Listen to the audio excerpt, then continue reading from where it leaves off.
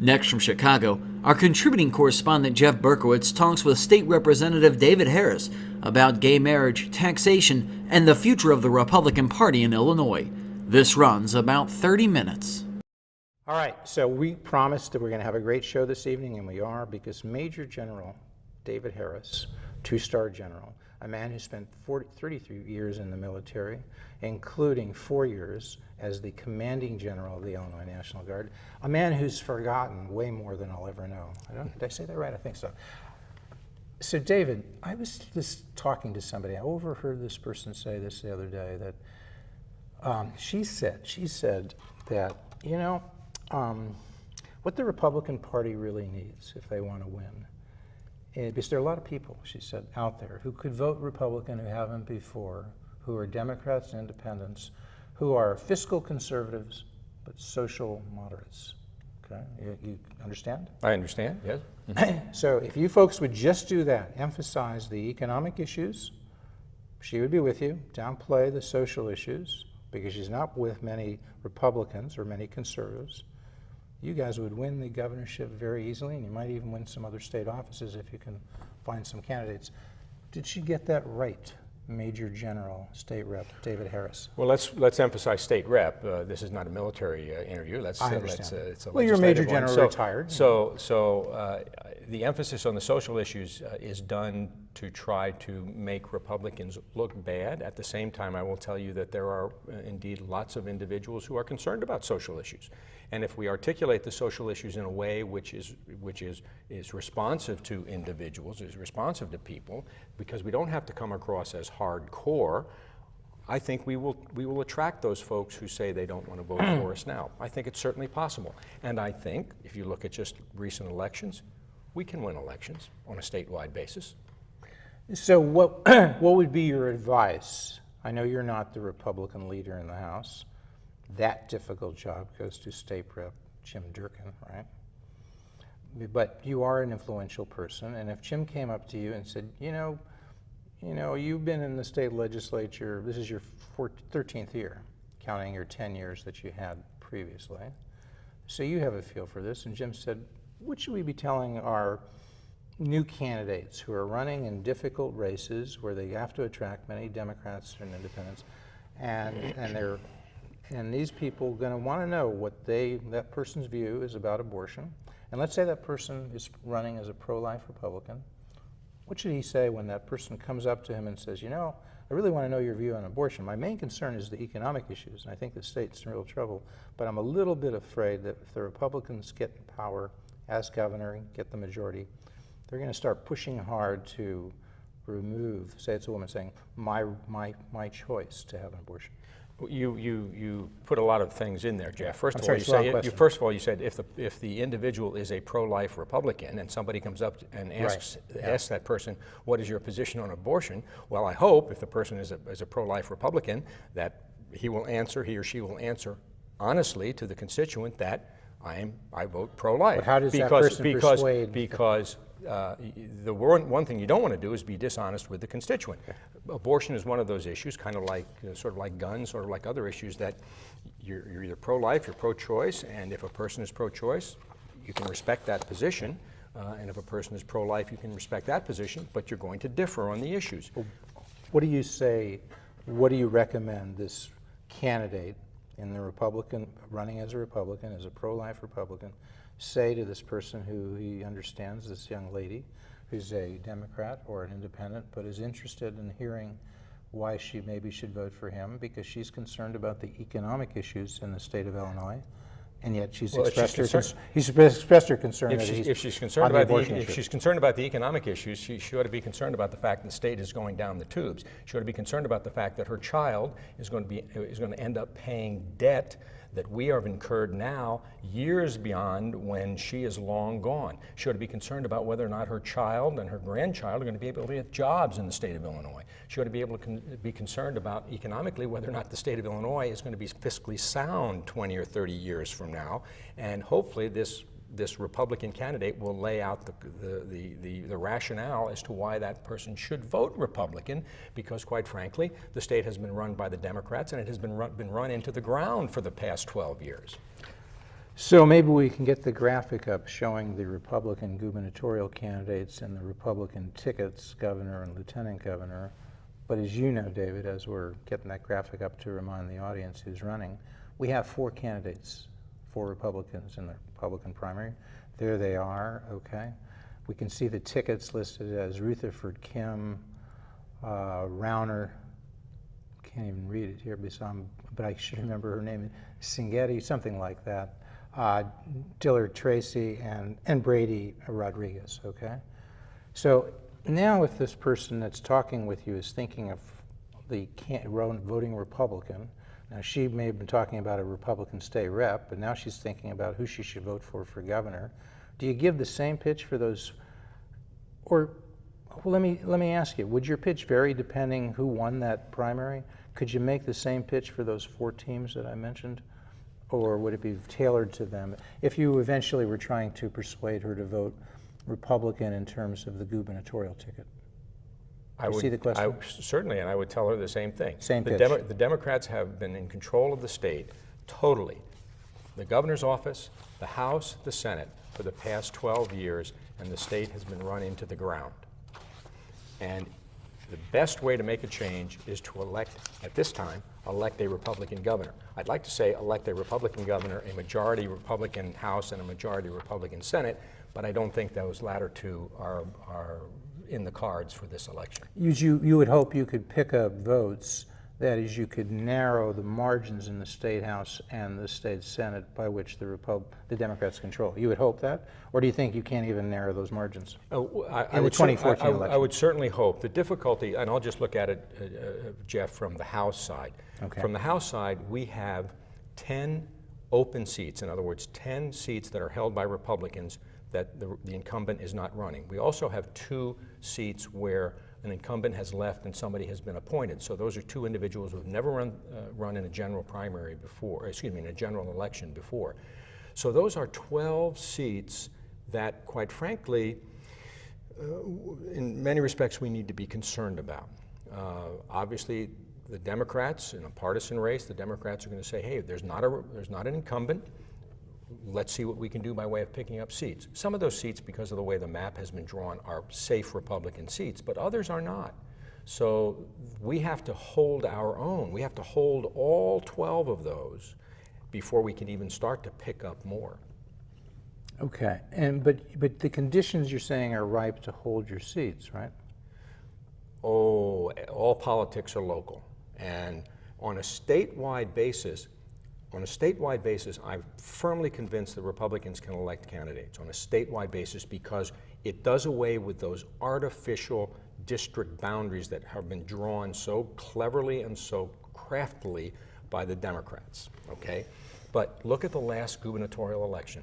6 million votes were cast, and the difference between the Republicans and the Democrats was only, what, 30,000? Right.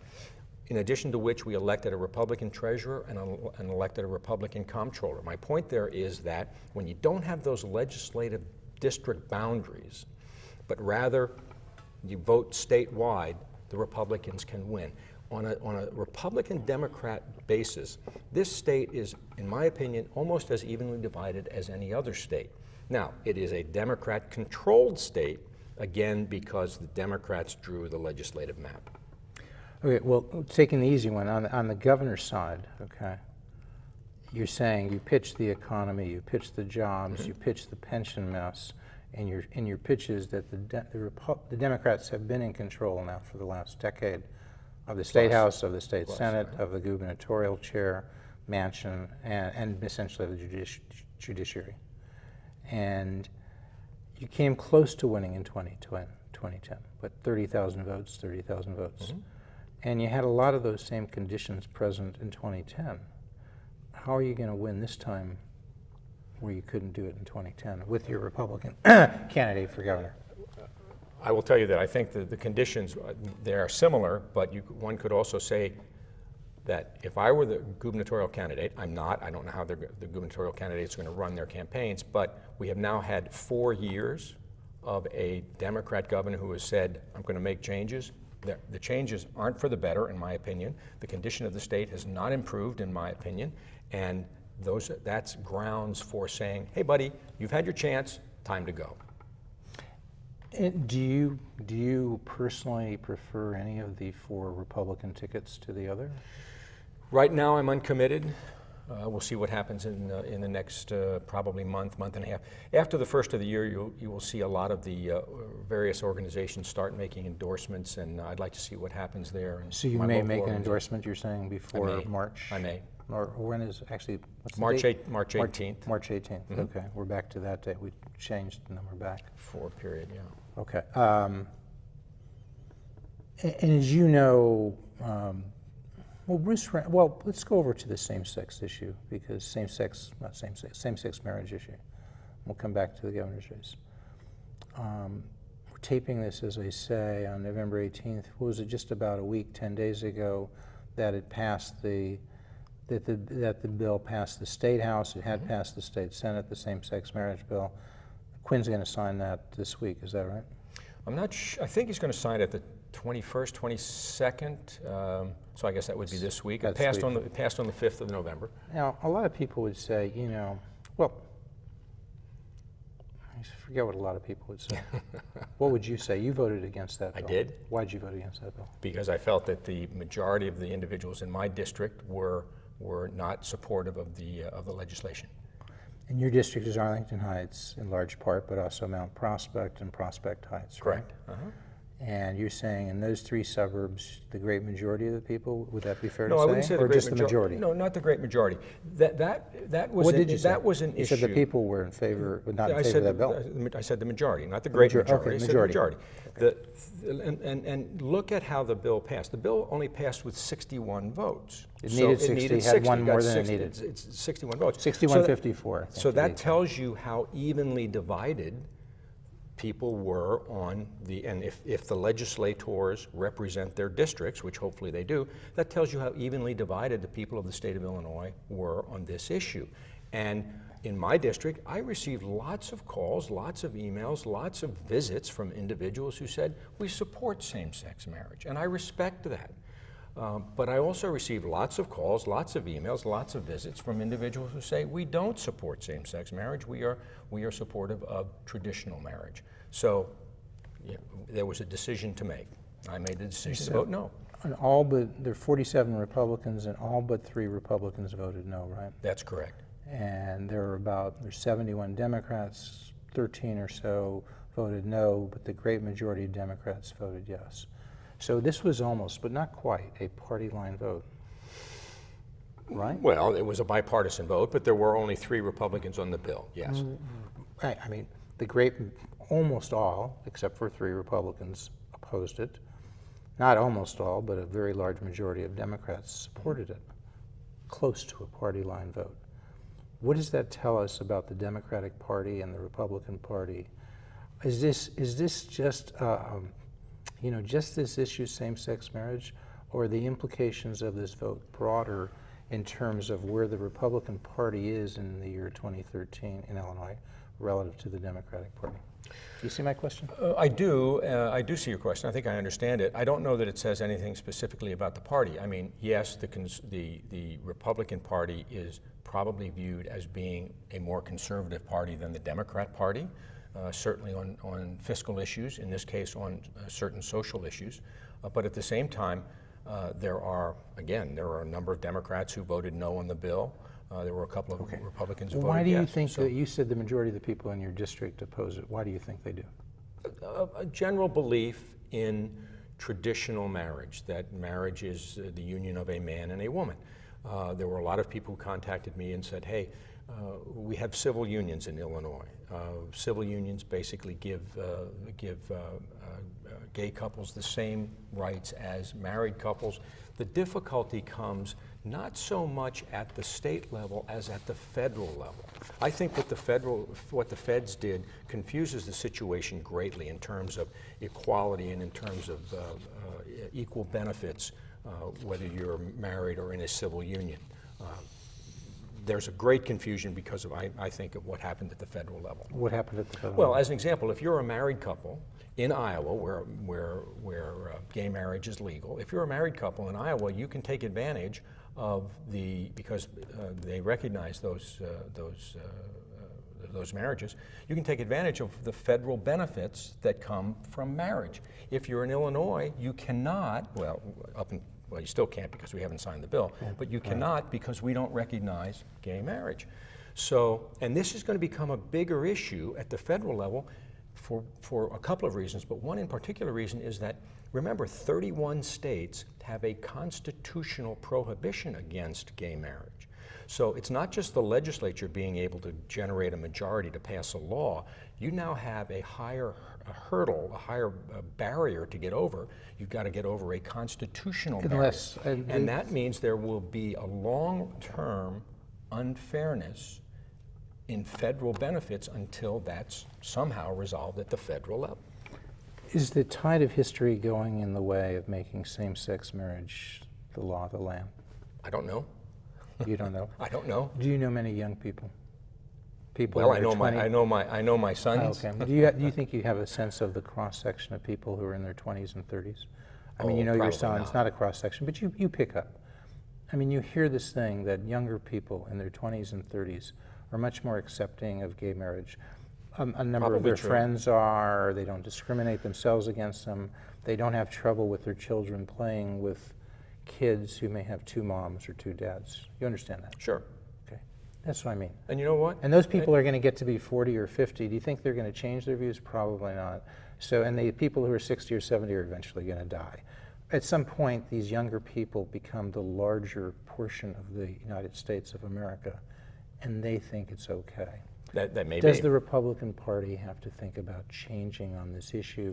Are they in a tricky position because they have to energize their base, who are opposed to same-sex marriage, and yet to expand their vote among Democrats and independents and eventually pick up this new demographic, they have to modify their views. So they have to energize their base by taking a view that kind of upsets these folks. That young lady who we spoke about earlier in the show, you're trying to win her over, focus on the economic issues. She's going to be upset by your view about same-sex marriage. You know what, Jeff? Democracy is a wonderful, wonderful institution. It's the best institution in the world because what will happen is if we, the Republican Party, don't adjust to the demographics, then, and as individuals, conceivably, I could be voted out of office, others could be voted out of office, and guess what? I'm just talking about the problem of the Republican Party. I was trying to be sympathetic to you guys who are Republicans. I'm not saying I'm a Republican. You don't have to be sympathetic. I was just trying to put myself in your shoes and understand what do you do? How do you get a majority if the tide of history is against you? You don't have to be sympathetic because you use the term in there, young people they don't discriminate against. Hey, look, the older individuals who believe in traditional marriage, they're not folks who discriminate. They're not folks who don't recognize the dignity of gays. And they're not. They're not folks. They're not gay bashers. They're not gay bashers. Oh, you're always going to have gay bashers. But not the great majority. You're always going to have people who bash certain religions. You're always going to have those sorts of bigots. But you know, the average person out there is not a bigot. The average person in my district is not a bigot. They just can't accept same-sex marriage. Acceptance is a different word. They can't endorse it. They believe more in the traditional view of marriage. And so when Paul Caprio, as he said when he was on his show, he's the executive director of Family Pack. You know Paul or know I know Paul? him. When he said he didn't go to the complicated legal, federal, all issues, he just said it's about protecting kids. He says there are studies that show kids grow up better having a mom and a dad. And he went further, he says biological parents. I guess Paul would say if you can't have biological mom and dad, at least have a mom and a dad. He says studies show that kids are better protected in society if we don't have same-sex marriage. That's his opinion. Do you agree with Paul? That's his opinion. What's your opinion? That's his opinion. Do you have an opinion on that? That's his opinion. I know, but that's his opinion. That's why he's against it. I'm against it. I voted against it for other reasons. You voted your district. Those factors didn't come into You voted your district. Those factors didn't come into my decision. Was your decision basically voting your district, as they say? I believe it was. Yes, certainly. Okay. Now, the main issue you've just said is really the economic issue. People would say the main issue of the day is state employee pension reform. Agreed? Sure. Okay. Well, yeah. Well, if you disagree, say so. Well, the main issue of the day is Yes, pension reform gets all the attention, but underneath pension reform is a huge issue lurking, which is what we do with the income tax in the state of Illinois. You mean whether we have a constitutional amendment? Is that what you're referring to? Well, there are two issues. Two things. There are What two are issues. those two issues? Why don't you articulate them? One statutorily, the income tax, which was increased by 67% 2.5 years ago, is due to revert from 5% on the individual level, where it is now, down to 3 3/4% as of January 1st of 2015, which means the budget that we, the legislature, work on for FY15, starting in the spring of next year, the budget that we work on has to factor in whether or not that income tax it stays the same or gets decreased or. And what do you think? And the other issue, which many people are pushing, is the progressive tax or the graduated income tax. So those are two big lurking issues. And what do you think on the first issue? The phrase is sunset. The law is set up. If nothing is done, the income tax increase goes back, not completely, but almost back, most of the way to the original 3%. It goes back to 3 3/4. 3 3/4. It doesn't go down to 3 1/4. It's just one step. It's that one change. I thought there was a second step. Well, there is 10 years down the road. 10 years down the road. So for the 9 years down for the the road. short and intermediate term, for the next decade, it just goes back in 2015 it went from 3% to 5%. It falls back to 3 1/4. 3 3/4. Excuse me, 3 3/4. Right. So almost, it falls back a little bit more than halfway. And so if you do nothing, that happens. But some people would say you should go further and go back to the original 3%. Some people would say What that. would you say? First of all, if we go to, there's a significant budget implication here. If we go down to 3 3/4% as projected right now, that means a reduction in state revenues of about $2.1 billion. We're at 36-ish. Okay.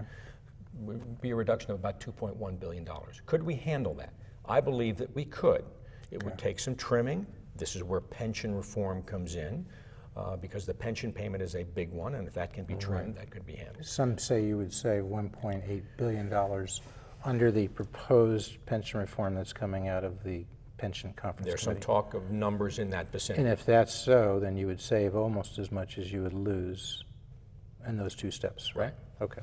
So there is some talk of those numbers, those types of numbers out there. Well, so you favor letting it sunset, number one, and you think that the budget can be adjusted, we've pointed out one way, and there are others, to accommodate that reduction of $2.1 billion in revenue. I believe so. And the second step you referred to is the adoption of a progressive income tax, which requires an Illinois constitutional amendment, right? Right, it does. Has to be a constitutional amendment passed by the legislature and then passed by the people. Is it by both the House and the Senate? By the House and the Senate. A majority of, just a majority? Extraordinary majority. 60%. 60%? Yeah. Or 66, I don't know. 71 votes.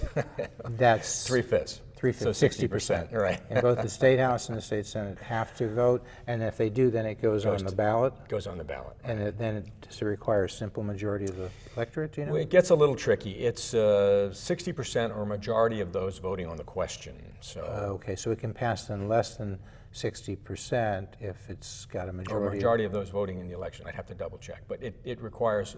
It's not a simple. It's not a simple 50% plus and do you favor a progressive income tax? Absolutely not. Why? Because it's an income tax increase. Yeah. We just had an enormous income tax increase, and even the proponents say our problem in the state of Illinois is a revenue problem, which I totally disagree with, but they say we have a revenue problem, and the way to solve that is to raise more revenue through a progressive income tax. Well, then some of the proponents say it'll only raise taxes on 5% of the population, not the great majority, 95%. Do you agree with that? Do you believe that? I just asked if you agree with that. One, I don't believe it, so I don't agree with it. Two, again, it is a tax increase. They are saying it's going to bring in more money. If it's going to bring in more money, guess what? People are going to pay more taxes. And the other thing about the bill is, other thing about the constitutional amendments which have been proposed is the rates aren't in the constitutional amendment. So we don't know what the rates are going to be. Well, those will be set by the legislature? Those would be set by the legislature. Okay. Oh, there's a dangerous thought. You don't trust your colleagues in the State House and the State Senate? Well, All right, I have a concern about the majority Democrats. And if the State House and the State Senate do put it on the ballot, that'll be a major issue in the election, you would agree? Oh, absolutely. And do you think your colleagues in the State House and the State Senate will vote to put the progressive tax issue on the ballot in November 2014? That is a fascinating question, and initially I would have said no, but I've been surprised by some of my colleagues who have come out in support. So, but it's a high hurdle. An extraordinary majority is a high hurdle. Is it like a gift almost to the Republicans that this could be a wedge issue for the 2014 election that might allow you to overcome even the gerrymandering of the districts? Because if you could persuade a large number of people that this is not going to only hit higher income people, but lower income people, especially in terms of job loss and a variety of other things for the economy, so that the electorate at large will be hit. You're not a defender of high income people. You're the party of all income people, low, middle, and high. You're the party of employees and employers because you're doing what's best for society. Wouldn't that be the argument? It could be. That's a good way to put it. It could be conceivably a wedge issue. I mean, especially on depending on what position a candidate takes on the issue, certainly. And I'm not saying I necessarily do. I'm just sort of giving advice. You might take that tack. You understand? Certainly. I don't want people to think I Right. take positions here. Right. No, so in 2014, well, it's hard to know how 2014 shapes up because you don't quite know what's happening with the progressive income tax. But assuming either way, pensions, well, what if the pension conference, what if you folks were taping this on November 18th, and you've been told by Speaker Madigan and Senate President Cullerton to keep December 3rd open because Right. he may call you back in special session, presumably to vote on a pension reform bill. If he called you back and if it passes, does it take like a major argument, a major issue off the table? Because then the Democrats could say, you can't run on that in 2014. We've now passed pension reform. What do you say to them? Well, you can run on, it depends on when you say run on that. If you mean run on pension reform, let's see what the pension reform looks like. Let's see what... Well, you've heard the rumors of what the Pension Reform Committee is proposing. They're only rumors. Assuming those rumors are correct, would you support that pension reform? I'm not going to support anything that I have not seen, okay? I'm not going to say yes or no to anything that is simply just rumor. Okay. We're going to continue to speak as the credits roll. Time has gone all too fast. But thank you so much, State Representative talk to David you. Harris. Yeah. But let's keep talking. We've got maybe a minute or two left. The COLA rumor is it would be a cost of living adjustment of roughly a half of the consumer price index. With a floor at 1% and then some sort of a ceiling as well. Could you support that? I could support reform Of that type? of the automatic annual increase. But the type we just articulated, could you Something vote? along Yeah, something along those lines. We ought to be moving in that type of a direction. You're watching the Illinois Channel, an independent nonprofit corporation formed to provide gavel-to-gavel coverage of Illinois state government and other public affairs events taking place across Illinois.